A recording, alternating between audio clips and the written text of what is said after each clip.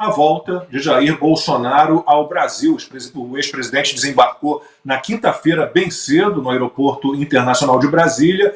Ele era esperado por apoiadores, mas preferiu não sair pelo saguão por questões de segurança.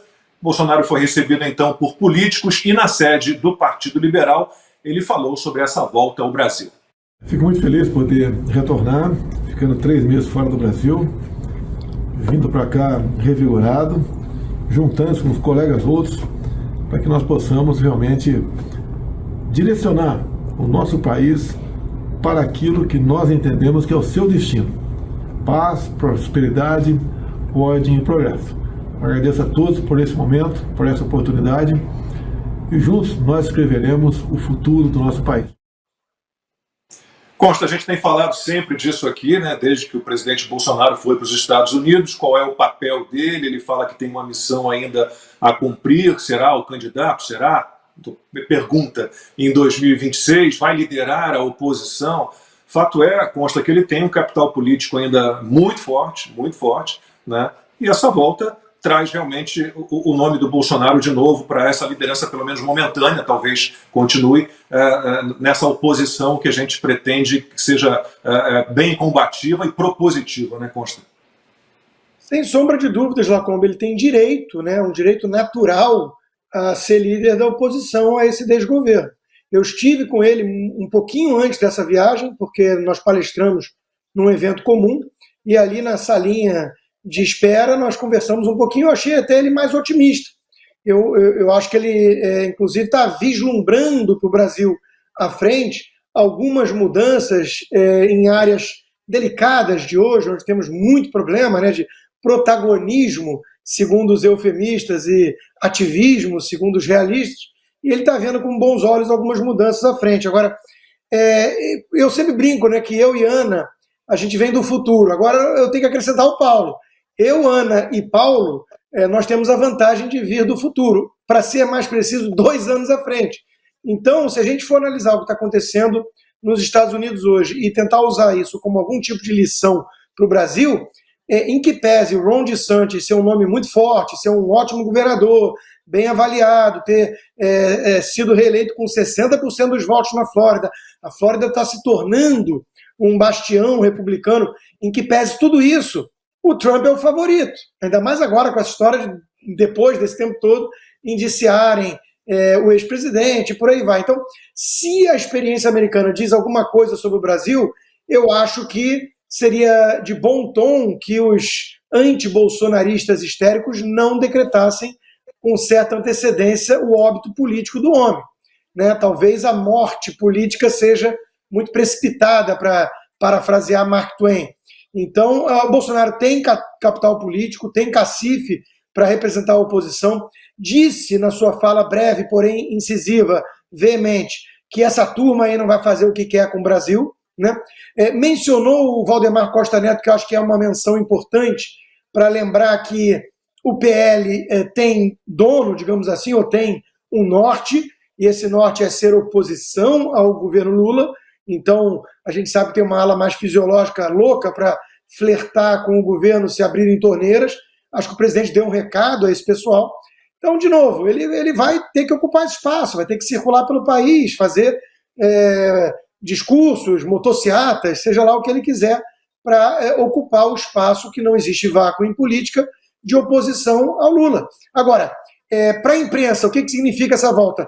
Uma dádiva, né? Imagina você, Lacombe, se você fosse um militante, um blogueiro petista, tendo que comentar o desgoverno Lula. Em 3 meses conseguiu fazer uma lambança tão grande que nem a turma dos tucanos de mercado que fizeram L conseguiram fingir que estava indo numa direção razoável, né? O Paulo Coelho já deu uma surtada, a turma toda está apavorada, a chuva de picanha virou chuva de abóbora. Então, a turma está apavorada e na imprensa, nas redações, os jornalistas tendo que falar disso.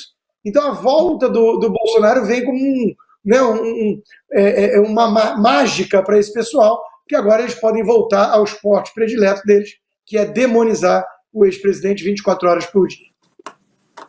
Ana, o Costa abriu o comentário dele falando que, claro, o Bolsonaro, cidadão brasileiro, tinha o direito de voltar ao Brasil, mas se você olhar aí um editorial do Estadão, por exemplo, o Estadão parece que queria que o Bolsonaro continuasse fora do Brasil. Eu até anotei um trecho desse editorial. A volta do ex-presidente Bolsonaro reestabelece o caos na política. E o editorial dá uma ideia de que não, Bolsonaro tinha que ter ficado lá, exilado, aí, né, onde vocês três estão hoje, é um programa praticamente todo made in USA.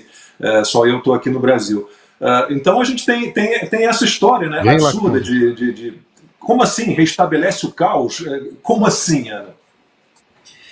Olha, eu acho que são 2 pontos, né? Você pode analisar por 2 óticas. Uma é essa vontade, como você leu esse editorial do Estadão, que o presidente Bolsonaro ficasse aqui nos Estados Unidos, porque ele é uma força política muito grande. Queiram os conservadores engomadinhos burquianos ou não, o presidente Bolsonaro é um dos nomes da direita no Brasil, e isso não vai mudar. Nós podemos citar outros nomes hoje, né? Marcel Van Hatten, o próprio Zema, o Tarcísio como governador de São Paulo, mas o presidente Bolsonaro, ele lidera a força na direita no Brasil. Nos últimos 4 anos, por causa do governo do presidente Jair Bolsonaro, o brasileiro entendeu não o que é defender o presidente Bolsonaro, mas o que é defender políticas de liberdade econômica do Paulo Guedes, de independência do agro com a ministra Tereza Cristina, né? A maravilha que foi a pasta do então ministro de Infraestrutura, o Tarcísio. E o brasileiro falou, opa, peraí, essa coisa de Estado mínimo, deixa eu pesquisar, o que é isso que o Paulo Guedes está falando, né? Estado mínimo, liberdade econômica, reforma tributária. E o brasileiro, então, falou, eu quero fazer parte dessa história, eu quero botar minha digital nas políticas que vão definir a minha vida cotidiana, o resultado do meu trabalho. E é por isso, um pequeno parêntese, que agora existe um movimento de censura, né? Daqui a pouco a gente vai falar sobre isso, mas um movimento de censura nas redes sociais, porque que coisa chata esse povo agora gostar de política, ficar cobrando parlamentar, ficar cobrando inconstitucionalidade de ministro do Supremo Tribunal Federal, que coisa chata, é preciso colocar uma mordaça nessa gente, né? Então, eu acho que tem esse lado. Ele voltando, ele continua a ser essa força na direita, mas ele também pode abrir uma porta aí para as perseguições políticas e também na imprensa. Esse desgoverno, cada dia, se afunda mais. Nós estamos aí 100 dias dentro desse desgoverno e não teve uma medida propositiva para o país, né? Uma discussão pertinente ou rica. É apenas assim, um projeto de poder. Cada dia que passa fica mais óbvio que eles entraram aí com as mãos no leme do executivo sem projeto nenhum para o Brasil. E agora isso pode sair um pouco de cena e o presidente Bolsonaro, assim como Constantino disse, nós viemos do futuro, nós três, aí o Donald Trump aqui durante 2 anos do governo Biden, um desastre também nos 2 primeiros anos, e só Donald Trump estava nos jornais. Então, vai ser preciso aí uma tática também da direita, pessoal novo no Congresso, para não deixar que os desmandos deste desgoverno saiam das páginas de notícias. Paulo, a Ana citou aí os socialistas, comunistas, progressistas, chamem como quiserem, eles têm, quais nomes que eles têm? Não tem. Eles têm Lula, esse desastre, e tem outros desastres que não se apresentam como nomes realmente que poderiam cogitar alguma coisa nacionalmente, politicamente, mas o papel do presidente Bolsonaro, a gente tem falado isso desde o início da nossa 3ª temporada, né, em janeiro, no fim de janeiro, a gente voltou, né, dia 29 de janeiro, a gente tem falado qual é, Paulo, o papel do presidente Bolsonaro. Ele sempre fala que tem uma missão ainda a cumprir. Qual é o papel dele a partir de agora? Ele lidera a oposição? Você acha que ele deve realmente surgir como candidato em 2026? O que você imagina para o presidente Bolsonaro a partir de agora? Combi, numa democracia, né, o regime onde o povo determina o destino do seu país, quem deve determinar o destino do Jair Bolsonaro são dois grandes agentes. Ele mesmo, ele próprio, que tem que decidir o que ele quer fazer, e o povo. Os dois parecem dispostos a continuar andando juntos. O presidente Bolsonaro continua sendo a maior liderança política de direita no país e ele, ao que parece, ao que indica, continua bastante disposto, chegou a me responder uma vez diretamente, continua bastante disposto a permanecer de forma ativa na política. Agora, enquanto nós vivermos este regime no Brasil, não há a menor chance de que isso aconteça. E veja, eu não disse governo, eu disse regime. Há uma distinção entre governo e regime.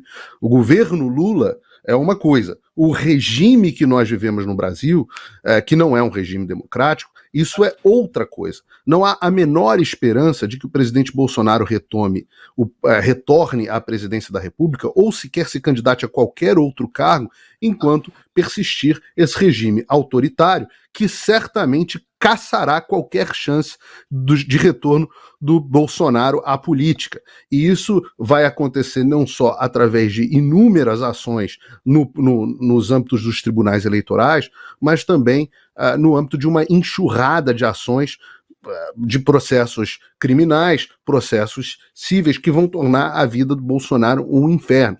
E esse é um dos grandes motivos pelo qual eu considero o retorno de Bolsonaro ao Brasil uma péssima ideia neste momento. Não tem por que o presidente Bolsonaro voltar ao país. Veja, o Constantino trouxe um ponto que é muito importante, que é o fato de que Lula dominava o noticiário político com as suas obradas, com as suas... eu vou usar o termo aqui que tem que ser usado, com as suas cagadas. Lula só tem feito coisa errada, e que por só tinha feito coisa errada, mesmo com uma imprensa extremamente favorável, uma imprensa extremamente leniente, elas tinham que cobrir as declarações desastradas do presidente Lula. E ele estava virando o alvo de críticas, veja você, que absurdo. E quando o Bolsonaro, por outro lado, estava lá, meio esquecido, aqui nos Estados Unidos, quieto, o pessoal tentou colar o negócio das joias, deu um pano para a manga num primeiro momento, depois o assunto, as notícias ficam velhas, a gente que é jornalista sabe que o ciclo de uma notícia, de uma história, ele é muito curto, então você precisa sempre de material constante. Enquanto o Bolsonaro estava aqui nos Estados Unidos, fazendo um trabalho absolutamente espetacular de conexão com os conservadores americanos, o presidente aqui muitíssimo admirado, muitíssimo querido pela direita americana. Então ele vinha fazendo um trabalho maravilhoso. Quando retoma ao Brasil, tira o foco do Lula, vira alvo das vidraças, como disse o Constantino, mas também se torna muito mais vulnerável para essa enxurrada do que se chama de weaponization aqui nos Estados Unidos. Weaponization é o ato de você transformar em arma. E o que está transformando em arma é o sistema judiciário acusatório. Como o Constantino e a Ana disseram, nós viemos do futuro. E no futuro, nós vamos falar aqui hoje, o Donald Trump está sendo indiciado por um promotorzinho distrital de Nova York, indicado pelo Jorge Soros. Ora, nos Estados Unidos, o sistema judiciário ele ainda é um pouco mais protegido. No Brasil, ele é um samba do crioulo doido, essa expressão que a gente não pode mais usar, mas eu continuo usando. Porque você tem uma infinidade de promotores, procuradores, juízes que estão loucos para aparecerem. Na Jovem Pan, a gente foi alvo de um aloprado desses que utiliza o cargo público para fazer bullying jurídico ideológico, e isso vai acontecer todos os dias com o Bolsonaro. É impossível disso acontecer nos Estados Unidos? Não, mas dá bastante mais trabalho. Quando você quer, por exemplo, notificar alguém e a pessoa está fora do país, está nos Estados Unidos, tem um procedimento para isso, que envolve carta rogatória, é um procedimento caro, demorado, não dá para ficar fazendo palhaçada igual certamente nós vamos ver muitos aí fazendo, nesse sistema judiciário e acusatório. E eu acho que nós temos um indício muito grande, Lacombe, que foi uma má ideia o retorno do presidente neste momento. Ele podia ter ficado aqui mais alguns meses para deixar a coisa esfriar e deixar também a oposição numa situação um pouco mais de paz. Eu acho que o Estadão tem um pouco de razão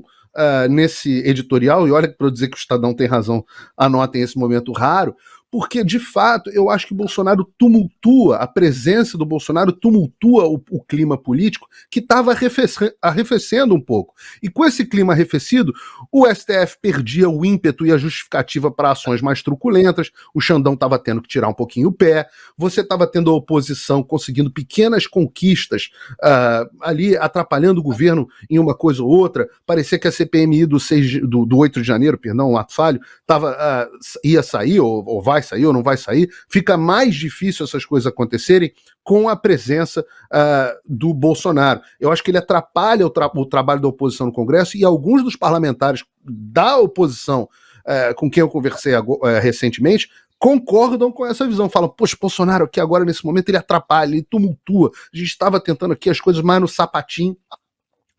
E isso torna muito difícil. E eu acho que a marretada final para provar que não foi uma boa ideia o retorno dele nesse momento, é o fato de que a Rede Globo está radiante, e estava radiante com o retorno do Bolsonaro. E eu duvido que a Rede Globo queira tanto bem do Bolsonaro quanto o bem do Brasil.